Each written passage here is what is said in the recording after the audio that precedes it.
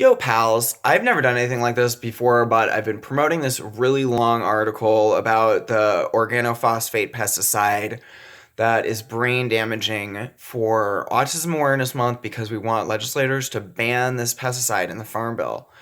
And it's been um, the one of the most poisonous things to hurt farm workers and farm communities and us all when we eat the residues.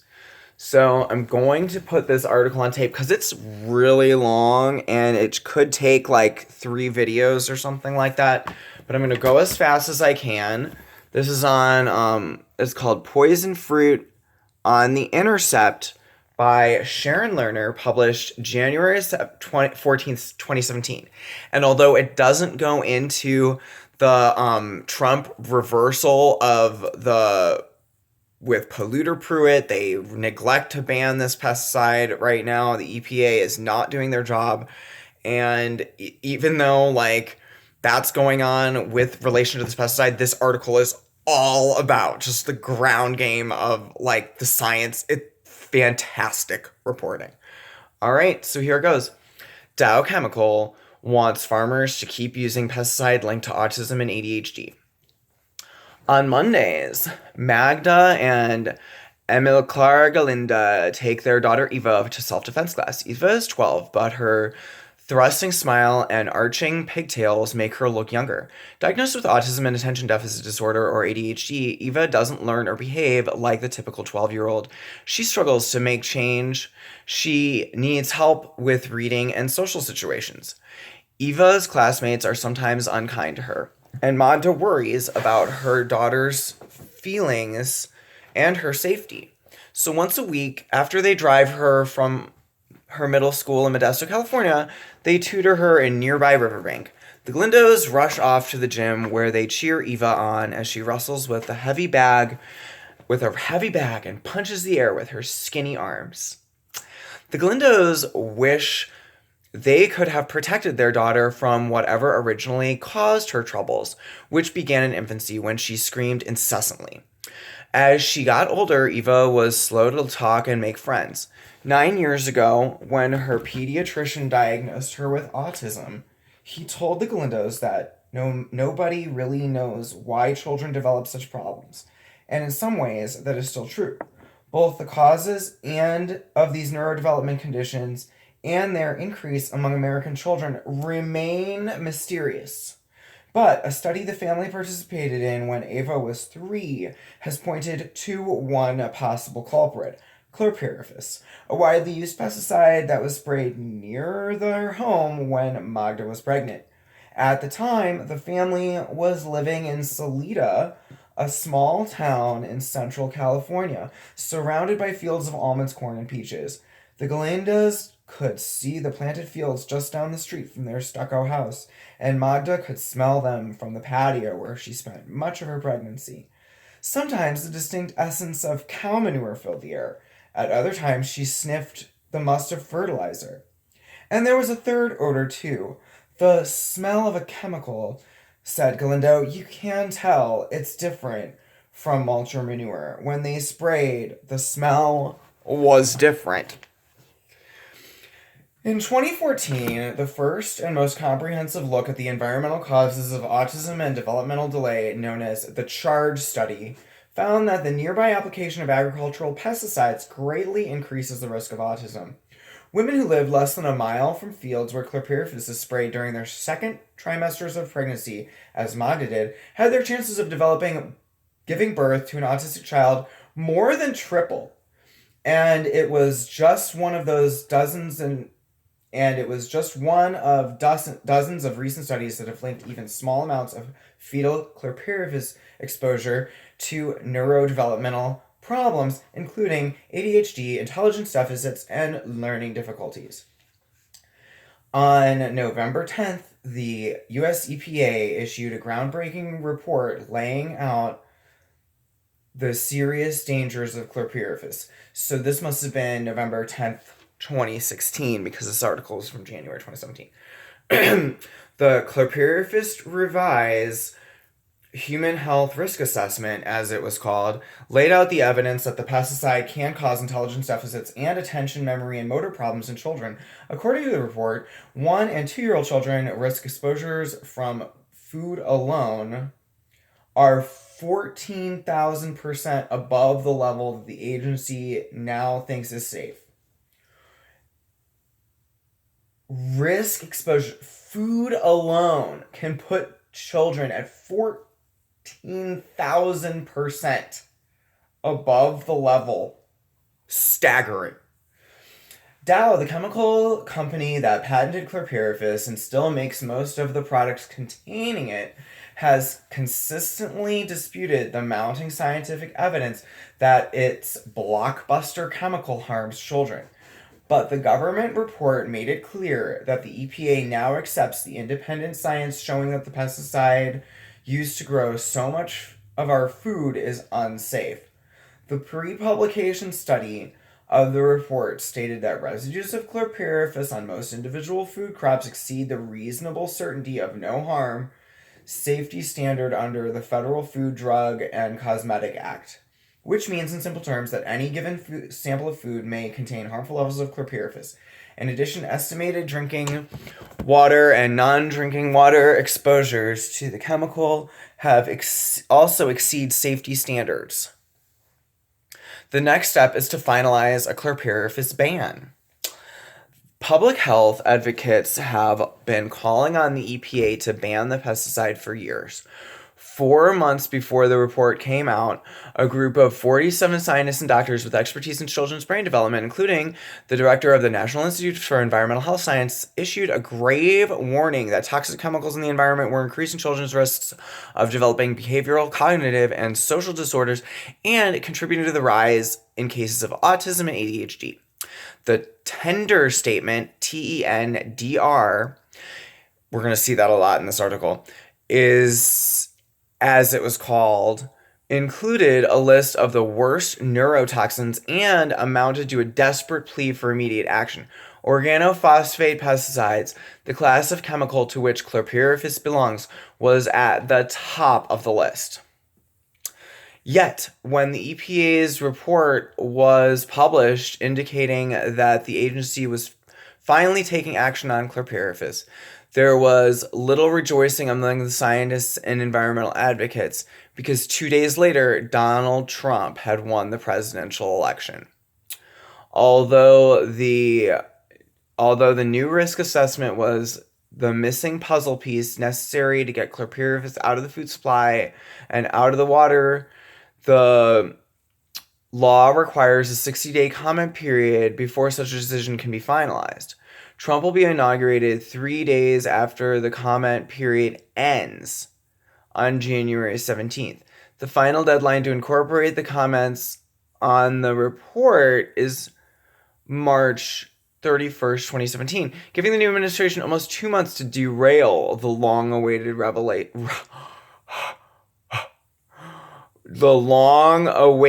regulation. And there's Eva trying to read a magazine. Oh, well, she's grown up. All right. Chlorpyrifos is the Coca-Cola of growers, as one former staffer of California's Office of Pesticide described it to me. Everyone uses it out there. Across the country, some 44,000 American farms collectively use between 6 million and 10 million pounds of chlorpyrifos each year on everything from corn, soybeans, asparagus, peaches, strawberries, broccoli, cauliflower, onions, walnuts, and cranberries. Used on more than half of all apples and broccoli sold in the U.S., chlorpyrifos makes its way into the vast majority of American kitchens. The chemical was also found in 15% of water samples taken around the country between 1991 and 2012 by the U.S. Geological Survey's National Water Quality Assessment Program.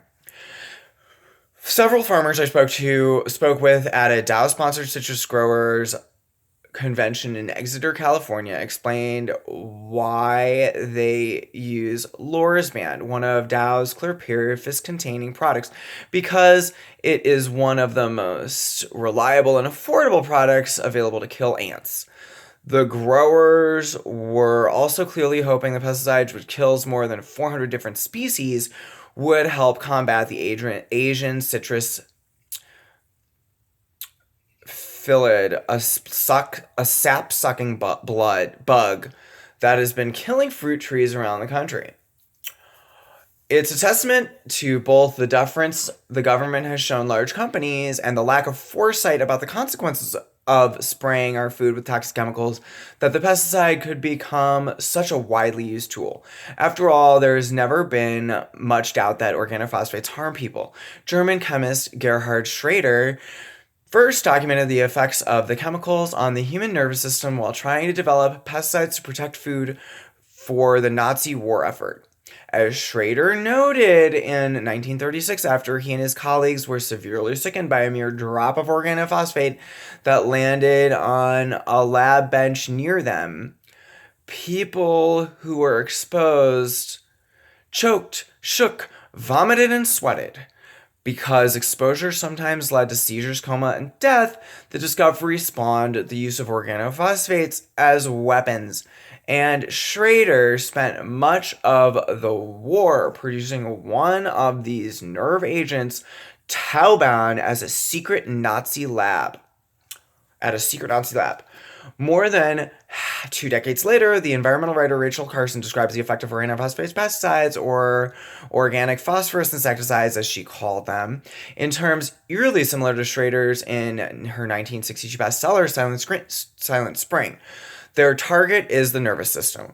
Whether the victim is an insect or a warm-blooded animal, the movements of the whole body become uncoordinated.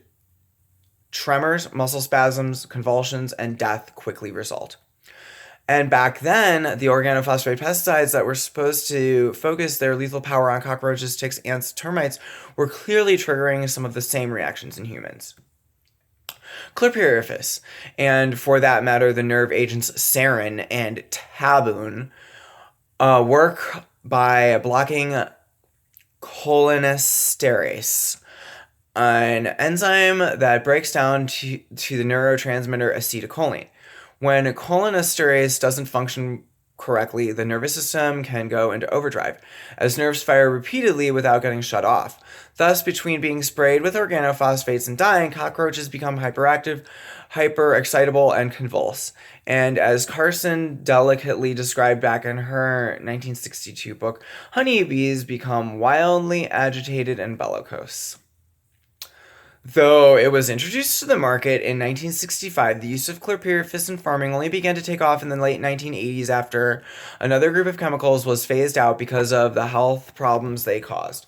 Carson, who died of cancer at age 56, just 18 months after the publication of Silent Spring, would no doubt have been dismayed to know that the banning of DDT, for which she is credited, gave rise to the widespread use of organophosphates such as chlorpyrifos. Back in 1962, she already saw the folly of swapping one neurotoxic chemical for another and noted that DDT was itself a replacement for the pesticide lead arsenate, which was abandoned because it had caused too many health problems. As use of the pesticide rose, so did concerns about it. In 1988, Congress asked the National Academies of Science to look into whether pesticides in children's diet might be dangerous. The resulting report described a range of harms that pesticides can cause and noted that organophosphates have subtle and long-lasting neurobehavioral impairments in animals. When he was presenting the report to Congress in 1993, epidemiologist Phil Landrigan, who led the committee, warned that children were particularly vulnerable and called on Congress to apply more stringent pesticide standards.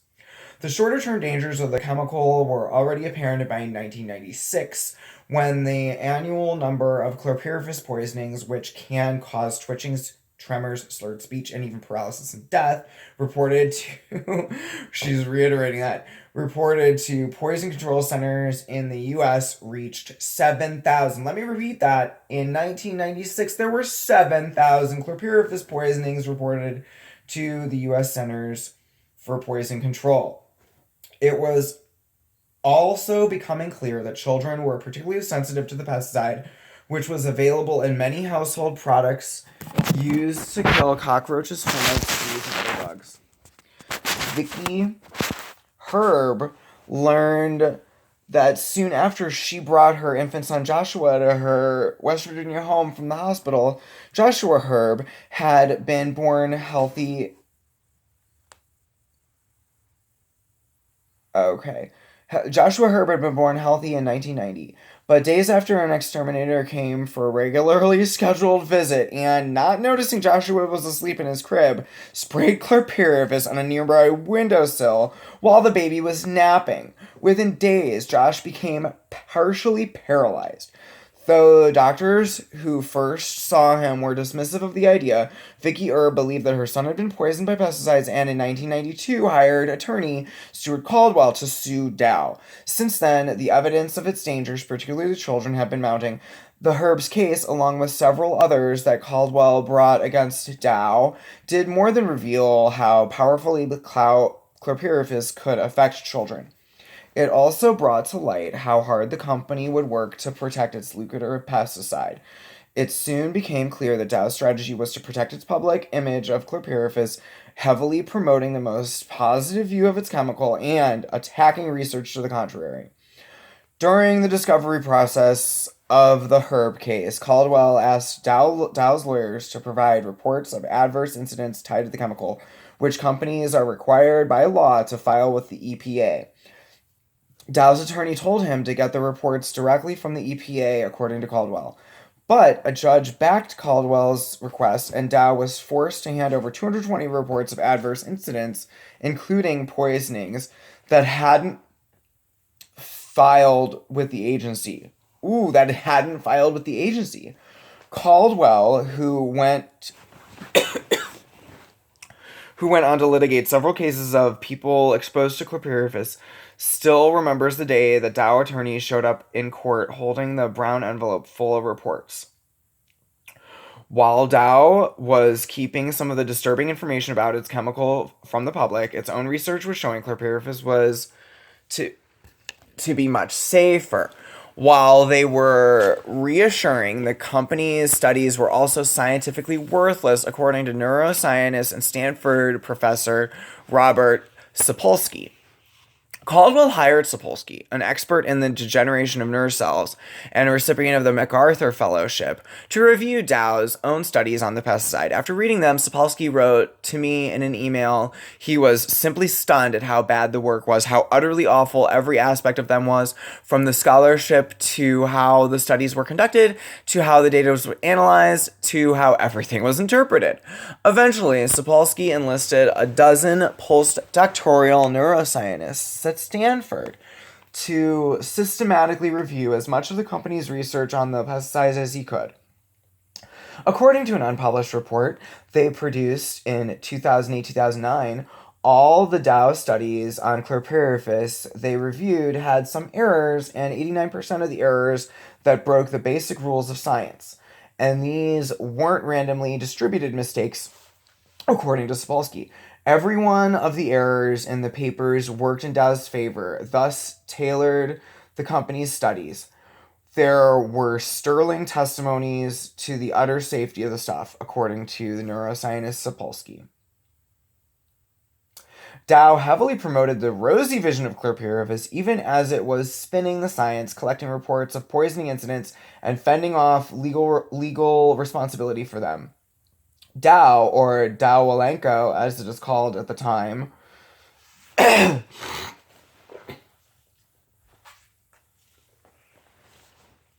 as it was called at the time, was also boasting about the safety of the pesticide.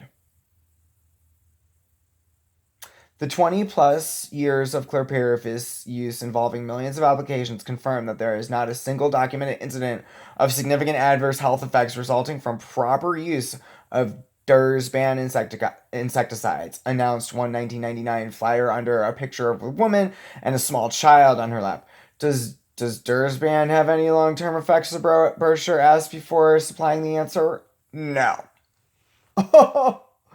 Such assertions were, even back then, patently untrue, As the New York Attorney General argued in 1993's lawsuit charging the company with false advertising. Citing the dangers of pesticides and the particular risks they pose to children, the settlement of the case required Delanco to immediately stop using such language to promote chlorpyrifos containing products Deerspan and Lorsban. The Dow stuck to its claims of safety even when they put the company at odds with the truth and the law. Almost immediately after striking an agreement over the first suit from the New York Attorney General, Dow went on to violate it with even more falsely reassuring claims about chlorpyrifos. According to another suit from the AG's office, Dow paid $2 million to settle that suit in 2003. For the AG's office, this was a record fine. For Dow, it was perhaps a small price to pay for a decade's worth of reassuring messaging. The legal challenges cost the company only modestly. Dow settled several of the poisoning cases and reportedly paid Josh Erb's family $10 million, which helped cover Josh's around-the-clock care, and Caldwell's discovery that Dow had withheld critical information about the chemical led to an EPA fining them of $876,000 in 1995. But the company never admitted to any wrongdoing, even in the case of Josh Erb, who died as a teenager. Oh, God. Here's this view. Is that a graveyard or a farm? I think that's what Intercept is asking us. The view of farms across the street from the neighborhood Eva Galindo grew up in Salito, California. Ay vey. Well, we are 21 minutes into this. I am going to stop there and put up a part 2. Let me know what you think, and if this helps you while you're working out, and stay educated and informed.